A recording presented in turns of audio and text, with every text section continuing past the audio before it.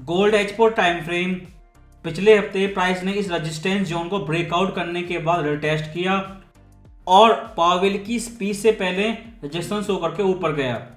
फिर से 2500 के पास क्लोजिंग है डेली और वीकली टाइम फ्रेम पर, और ये अपने आप में सबसे बड़ा पॉजिटिव साइन है गोल्ड के लिए।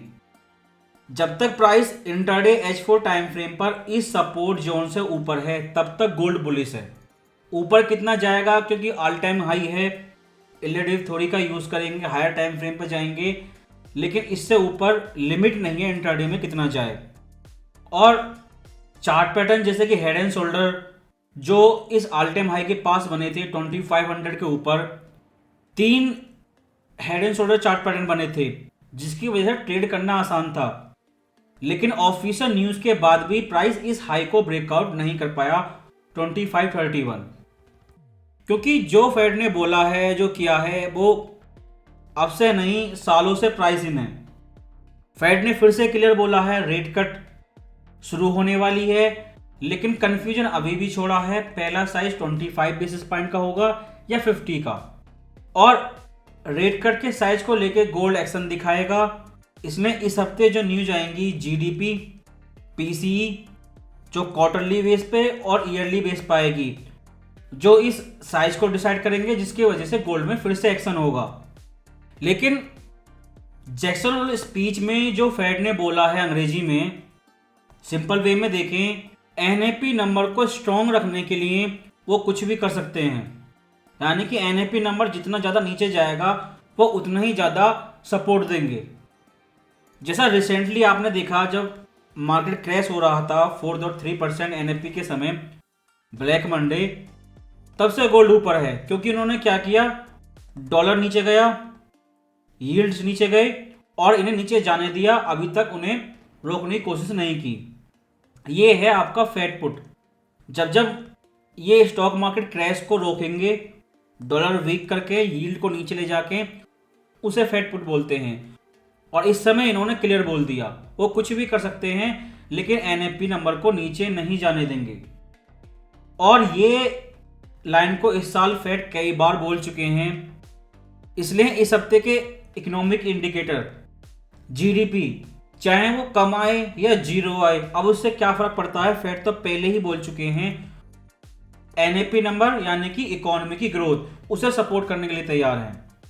दूसरा पीसीई नंबर, अगर वो भी कम आता है तो कंडीशन तो वही है, वो पहले ही बोल चुके हैं हर कंडीशन में एनएपी नंबर को नीचे जाने से रोकेंगे। लेकिन अगर ये नंबर ज़्यादा आते हैं इस हफ्ते तो रेट कट की साइज 50 से 25 हो जाएगी, जिसकी वजह से गोल्ड इंट्राडे डाउन जा सकता है। लेकिन इस रेजिस्टेंस जोन के ब्रेकआउट होने के बाद अगर प्राइस साइडवे करेक्शन स्टार्ट कर चुका है, नई रेंज है, तो रेंज ब्रेकआउट का इंतजार करें, ट्रायंगल चार्ट पैटर्न या एबीसी फ्लैट करेक्शन। लेकिन आपको 2480 लेवल के बेस पे ट्रेड करनी होगी। अगर कंडीशन ऐसी आती है 2480 लेवल के ऊपर रहता है, साइडवे करेक्शन ना करके और ज्यादा ऊपर चला जाता है। अगर डेली चार्ट को देखें, प्राइस ने इस ट्रेंड लाइन को 3 बार रिटेस्ट किया, तब से हायर हाई बना रहा है और लगातार ऊपर जा रहा है, टेक्निकल अप ट्रेंड है। पहले आपका सपोर्ट 2375 था, जो अब बदल के 2477 हो चुका है। पहले इस लेवल को ब्रेकआउट किया, रिटेस्ट किया और 2 कैंडलस्टिक इस लेवल के ऊपर क्लोज हुई। जब तक इसके ऊपर है टेक्निकली बुलिश है। और अगर साइडवे करेक्शन करता रहा और केवल 25 बेसिस पॉइंट के ही कट हुए, क्योंकि फेड ने ये चीज क्लियर अभी भी नहीं की है, उस कंडीशन में ये येलो ट्रेंड लाइन ऊपर जाती रहेगी और साइडवे करेक्शन और ट्रेंड लाइन दोनों एक ही समय पे होंगे 2477 लेवल के पास में।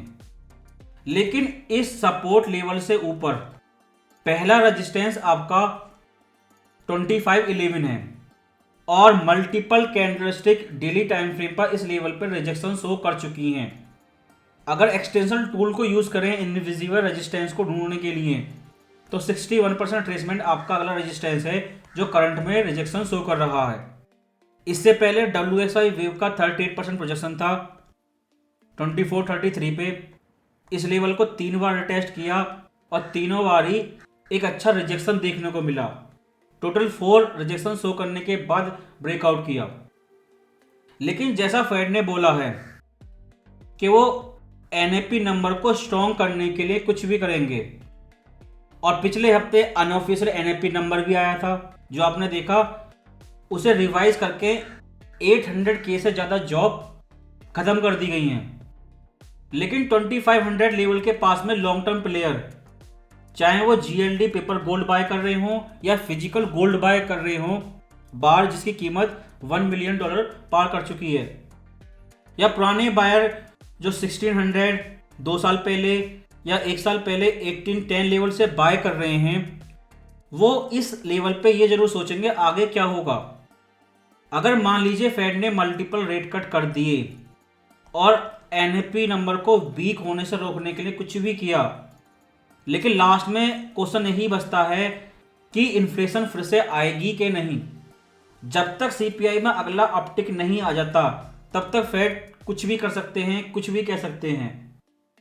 और अगर अगला अपटिक आ गया मल्टीपल रेट कट के बाद तो प्रॉब्लम होगी, और उस समय फेड रेट कट को रोक देंगे या इन्फ्लेशन को आउट ऑफ कंट्रोल होने देंगे। और जब तक ये चीज़ क्लियर नहीं हो जाती सीपीआई नंबर के जरिए, जब तक इसमें अगला अपटिक नहीं आ जाता, जो फरवरी के समय आया था पहला अपटिक, और जब मार्च में आया था इन्होंने उसे इग्नोर किया बम बोल के, और 2023 में सितंबर के महीने के आसपास आया था, तब तक फिर रेट कट भी कर सकते हैं और एनएपी को सपोर्ट भी कर सकते हैं। लेकिन ऐसा हो गया सेकेंड इन्फ्लेशन वेव रिस्क आ गया तो सारी चीज़ें बदल जाएंगी। गोल्ड या तो $3000 जाएगा और फेड को इस चीज़ को क्लियर करना होगा। लेकिन अगर ऐसा हो गया जैसा ये बोल रहे हैं तो डॉलर फिर से स्ट्रॉन्ग हो जाएगा और रिजर्व करेंसी स्टेटस को कोई चैलेंज नहीं कर पाएगा। जो बैन बनने की पहले भी कर चुके हैं उन्हें नोबेल अवार्ड भी मिला है, मनी प्रिंट भी किया, लेकिन इन्फ्लेशन नहीं आई।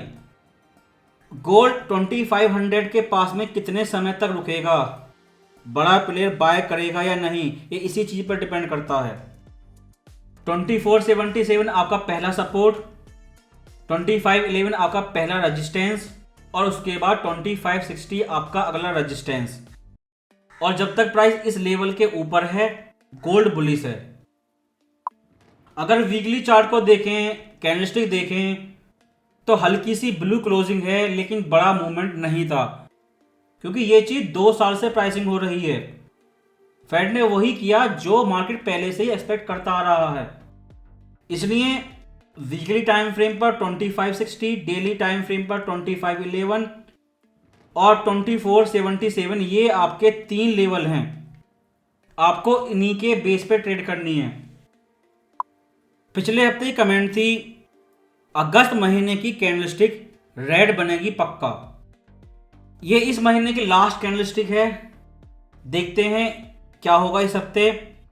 लेकिन जैसा फेड ने 2018, 20, 22 और मार्च सिलिकॉन वैली बैंक कलेप्स के समय और अक्टूबर 2023 में और लेटेस्ट दिसंबर 2023 में जब 3 कट फोरकास्ट करी थी, और रिसेंट जो आपने अभी अगस्त के शुरुआत में ब्लैक मंडे देखा।